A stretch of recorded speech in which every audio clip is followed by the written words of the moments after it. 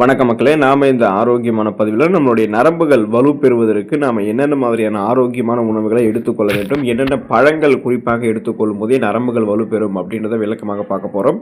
இன்றைய தலைமுறையினர் நரம்பு சம்பந்தப்பட்ட பிரச்சனையால மிகவும் அவதிப்படுறாங்க. இதன் மூலம் அவங்களுக்கு நடுக்கம் ஏற்படுவது, சோர்வு, களைப்பு, தலைவலி, நிலை தருமாற்றம், கால் மற்றும் கைகளில் நரம்புகள் இழுப்புத்தன்மை போன்ற பிரச்சனைலாம் உருவாகுது.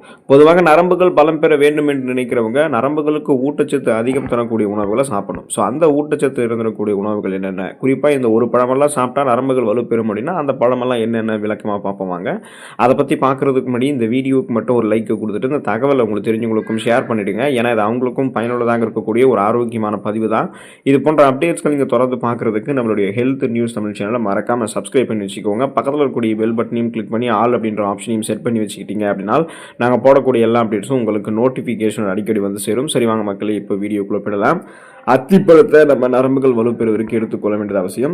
அத்திப்பழம் சாப்பிடும் போது நரம்புகளுக்கு வலிமை கிடைக்குது. உடல் பலத்தை அதிகரிக்கக்கூடிய சக்தி அத்திப்பழத்துக்கு உண்டு. அத்திப்பழத்தை தினமும் ஒரு பழமோ அல்லது 2 பழமோ நம்ம சாப்பிடும் போது புதுசாக பறிச்சிருக்கக்கூடிய அத்திப்பழத்தையும் எடுத்துக்கலாம், இல்லைனா உலர வைக்கப்பட்ட அத்திப்பழத்தையும் எடுத்துக்கலாம், இல்லைனா உலர வைக்கப்பட்ட அத்திப்பழத்தை ஊற வைத்து மறுநாள் காலையில் கூட சாப்பிடலாம்.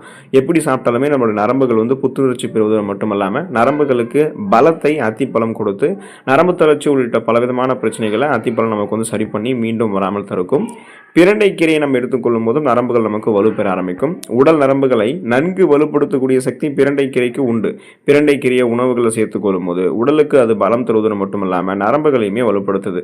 அது மட்டும் இல்லாமல் பிரண்டை கீரையை வாரத்தில் 2 முறை நம்ம சாப்பிடும் போது நரம்பு சம்பந்தப்பட்ட பிரச்சனைகளை வராமல் தடுத்து கொள்ளலாம்.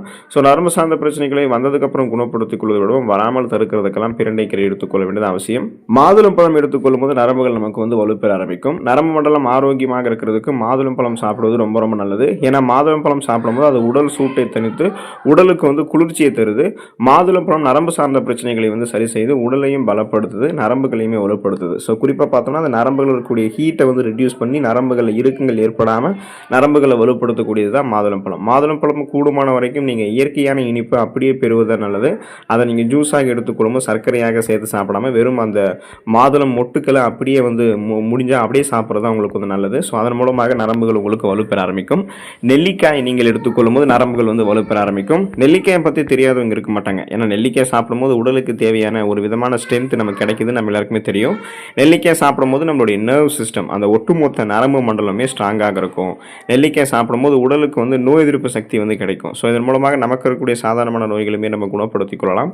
புதுசாக எந்த நோயும் வராமல் அட்டாக் ஆகாமல் நம்ம நரம்போடு வாழலாம். ஸோ குறிப்பாக நரம்பு தளர்ச்சி உள்ளிட்ட பிரச்சனைகள் எல்லாத்தையுமே நெல்லிக்காய் நமக்கு வராமல் தடுத்துரும். இதுக்கு நம்ம அதிகாலை தினமும் ஒரு நெல்லிக்காய் சாப்பிடலாம், இல்லைனா வந்து நெல்லிக்காய் ஜூஸ் எடுத்துக்கொள்ளும் போதும் அந்த நரம்பு தளர்ச்சி பிரச்சனையிலிருந்து நம்ம விடுபட்டு விடலாம்.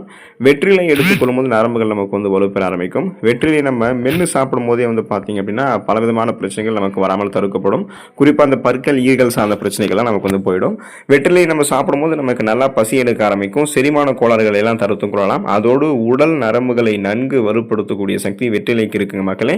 இப்போ பார்த்தீங்கன்னா நீங்கள் செரிமானத்தை மேம்படுத்திக் கொள்வதன் பொருட்டு என்ன பண்ணணும் அப்படின்னா உணவுகளை சாப்பிட்டு முடிச்சதுக்கப்புறம் வெற்றிலை சாப்பிட்டீங்கன்னா செரிமானமும் உங்களுக்கு ஆரோக்கியமாக இருக்கும். அது நரம்புகளையுமே உங்களுக்கு வலுப்படுத்தும்.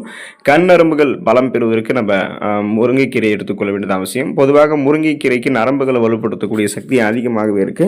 பலவிதமான சக்தியை தரக்கூடிய கண்கண்ட மருந்து அப்படின்னு முருங்கைக்கீரையை குறிப்பிடலாம். வாரத்திற்கு 2 அல்லது 3 முறை முருங்கைக்கீரை நீங்கள் சமைத்து சாப்பிடும்போது அது நரம்புகளுக்கு பலத்தை கொடுத்து நரம்பு சம்பந்தப்பட்ட பிரச்சனைகளை வராமல் தடுக்கும். முருங்கைக்கீரை கண் நரம்புகளை பாதிக்கக்கூடிய செல்களை போயிட்டு அழிச்சு முருங்கைக்கீரை கண் நரம்புகளை பாதிக்கப்படுவது அதே கண் நரம்புகளை பாதுகாப்பதோட உடல் நரம்புகளையுமே உங்களுக்கு வந்து வலுப்படுத்தும். பேரிச்சம்பழங்கள் எடுத்துக்கொள்ளும் போது நரம்புகள் நமக்கு வலுப்பெற ஆரம்பிக்கும். ஸோ பழங்களில் பேரிச்சம்பழத்தில் வந்து நீங்கள் பாலில் சேர்த்து நீங்கள் சாப்பிடும்போது அது உடலுக்கு தேவையான ஒரு விதமான ஸ்ட்ரென்த்தை உங்களுக்கு கொடுக்கும். ஸோ பேரிச்சம்பழங்களை சாப்பிடும்போது உங்களுடைய நரம்புகள் மட்டும் கிடையாது, எலும்புகள் தசைகள் அத்தனையுமே வலுப்பெற்று உடலுக்கு வேண்டிய எனர்ஜி அந்த ஆற்றலை கொடுத்து உடலுக்கு ஒட்டுமொத்தமாக வலு சேர்ப்பது பேரிச்சம்பழம் தான்.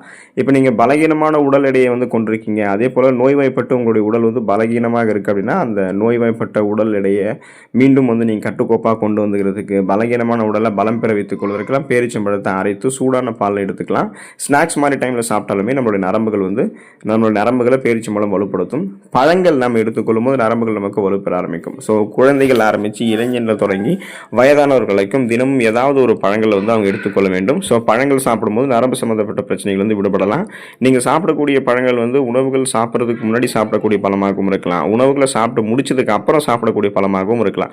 ஸோ எப்படிப்பட்ட பழங்களாக இருந்தாலும் தினமும் ஒரு பழம் அப்படின்ற அந்த விதத்தில் சுழற்சி அடிப்படையில் மாற்றி மாற்றி நீங்கள் சாப்பிட்டுட்டு இருக்கும்போது பழங்கள் உங்களுடைய நரம்பு சம்மந்தப்பட்ட பிரச்சனைகள் வந்து உங்களை விடுபட வைக்கும்.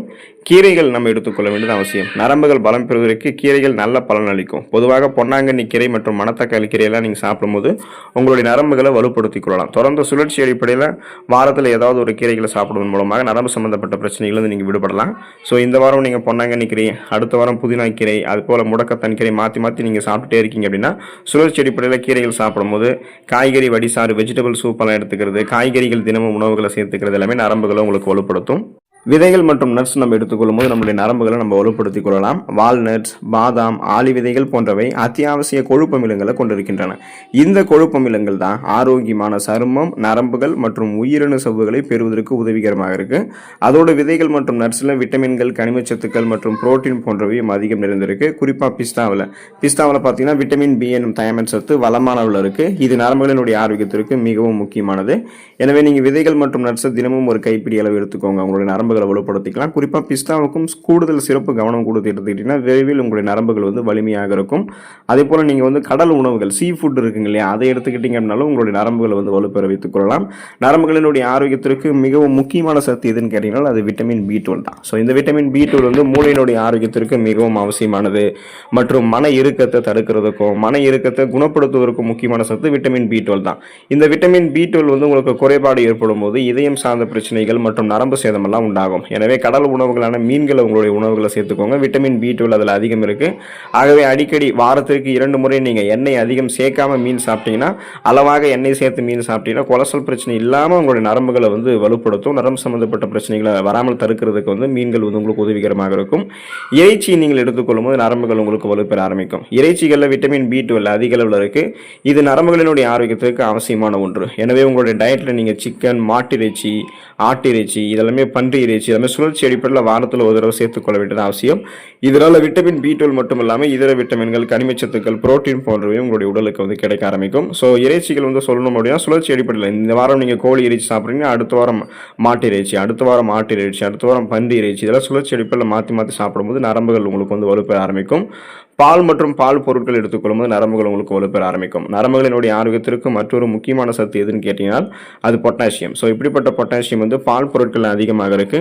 பால், தயிர், மோர், பன்னீர் அப்படின்னு பலவற்றில் வந்து பார்த்தீங்கன்னா கால்சியம் சத்தும் இல்லாமல் பொட்டாசியம் சத்தும் இருக்கு. ஸோ பொட்டாசியம் சத்து இருந்திருக்கக்கூடிய பிற உணவுப் பொருட்களான மீன், பச்சை இலை காய்கறிகள் இந்த மாதிரி உணவுகளுமே நீங்கள் எடுத்துக்கொள்ளலாம். ஸோ பால் மற்றும் பால் பொருட்கள், மில்க் ப்ராடக்ட்ஸுமே உங்களுடைய நரம்புகளை வந்து வலுப்படுத்தக்கூடியது தான். ஸோ இந்த உணவுகளோட சேர்த்து உங்களுடைய உணவுகள் அப்பப்போ லவங்கப்பட்டை, பூசணி விதைகள், வால்நட், ஃப்ரக்கோலி, கீரை வகைகள், சர்க்கரை வெள்ளிக்கிழங்கு, தேங்காய், ப்ளூபெரி பழம், அவகேடோ பழம், கிரீன் வெஜிடபிள்ஸு, பழங்கள் இதெல்லாமே நீங்கள் சேர்த்துக்கிட்டீங்க அப்படின்னா சுழற்சி அடிப்படையில் எடுத்துக்கொண்டிருக்கும் போது உங்களுடைய நரம்புகளை வந்து வலுப்படுத்தக்கூடியதாக இந்த உணவுகள் என்ன பண்ணும் அப்படின்னா புற நரம்புகள் வலு குறைவது உங்களுக்கு தடுத்து விட்டமின் B12 சக்தியை உங்களுக்கு அதிகமாக கொடுத்து நரம்பு தளர்ச்சி உள்ளிட்ட பல்வேறு விதமான நரம்புகள் சார்ந்த பிரச்சனைகள் வந்து உங்களை விடுபட வைக்கும். ஒட்டுமொத்த உடலையும் மனதையும் ஆரோக்கியமாக வைத்து நரம்புகளை வந்து வலுப்படுத்தி ஆரோக்கிய வாழ்வுக்கு உங்களை கூட்டி போகும். ஸோ நீங்கள் இந்த உணவுகள் எடுத்துக்கொண்டு நலமோடு வாழக்கூடிய வாய்ப்பை பெறுங்க. அடுத்த ஆரோக்கியமான பதிவில் மறக்காம சந்திப்போம். நன்றி மக்கள்.